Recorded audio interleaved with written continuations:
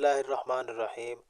تاریخ عالم ایسی کہانیوں سے بھری پڑی ہے جن میں نیکوں کے ساتھ ساتھ بدکار انسانوں کی بھی تاریخ لکھی گئی ہے۔ آج کی اس ویڈیو میں ہم ایسی ہی ایک تاریخ انسانی کی بدکار ترین عورت کا واقعہ بیان کریں گے۔ آپ کو یہ بھی بتائیں گے کہ کیسے اللہ کے نبی حضرت یحییٰ علیہ السلام کے قتل کا منصوبہ بنایا گیا اور کس عورت نے ان کو قتل کروایا اور وہ کیسے دنیا کی بدترین عورت ثابت ہوئی۔ حضرت عیسیٰ علیہ السلام کی ولادت سے پہلے کا واقعہ ہے کہ روم کی سرزمین پر اگست کی حکومت تھی اور سلطنت روم کے فلسطین کی ریاست کے ساتھ بہت ہی اچھے تعلقات تھے۔ اس کی وجہ یہ تھی کہ سرزمین فلسطین بہت سرسبز اور شاداب ہونے کے ساتھ ساتھ اپنے وقت کی سب سے ترقی یافتہ صنعت اور تجارت کی مالک ریاست تھی، اس لیے روم اس کا اچھا دوست ہونے کے ساتھ ساتھ سفارتی سطح پر بھی اچھے تعلقات رکھتا تھا۔ فلسطین میں اس وقت جس بادشاہ کی حکومت تھی اس کا نام ہیروڈ تھا۔ اس کے ایک ملازم کی بیٹی تھی جس کا نام ہیروڈیاس تھا۔ ہیروڈیاس بہت ہی خوبصورت جلد آفتاب چند ماہم سی لڑکی تھی۔ اس کا حسن نگاہوں کو ذخیرہ کر دینے والا تھا اور ساتھ ہی ساتھ ایک شخص کو اپنی طرف متوجہ کرنے کی صلاحیت رکھتا تھا۔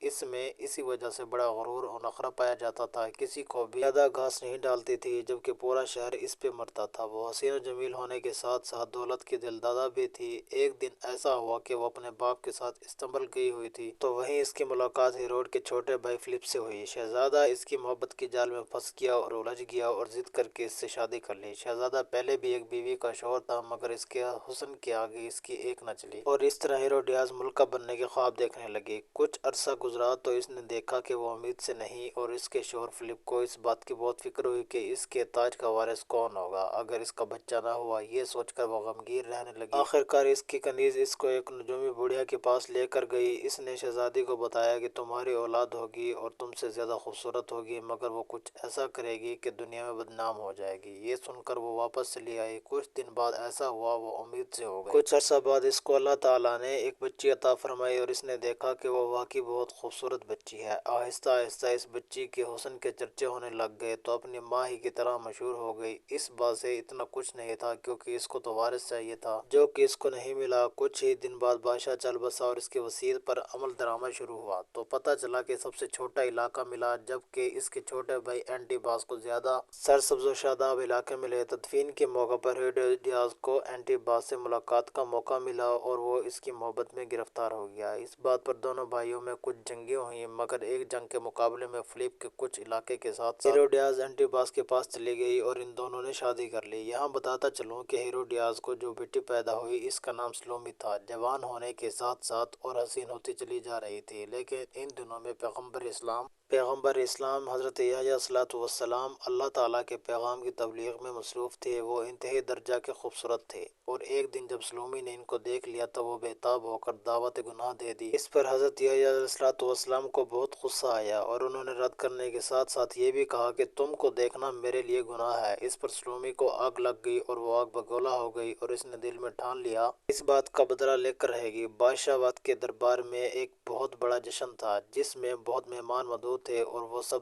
بے تحاشا قیمتی تحائف لے کر آئے ہوئے تھے اور اس نے کہا کہ سب سے زیادہ قیمتی تحفہ صرف وہی دے گی۔ بادشاہ کے استفسار پر اس نے کہا کہ اس کی بیٹی سلومی ایک اعلیٰ ترین رقص بادشاہ کی خدمت میں عرض کرے گی اور بادشاہ نے کہا کہ وہ اس پر منہ مانگا انعام دے گا۔ جب رقص شروع ہوا تو سب لوگوں میں مدہوش ہو گئے اور اسی میں کھو گئے۔ رقص کے آخر میں سلومی نے ایک ایک کر کے کپڑے اتارنا شروع کر دیے۔ یہ منظر دیکھ کر سب درباری بہت خوش ہوئے۔ آخر میں بادشاہ نے انعام کا پوچھا تو اس نے کہا کہ پیغمبر یحییٰ علیہ السلام کو قتل کیا جائے۔ بادشاہ پریشان تو ہوا مگر کیونکہ وہ زبان دے چکا تھا تو ایسا ہی کیا گیا۔ اس بدبخت کے کہنے پہ حضرت یحییٰ علیہ السلام کو شہید کر دیا گیا۔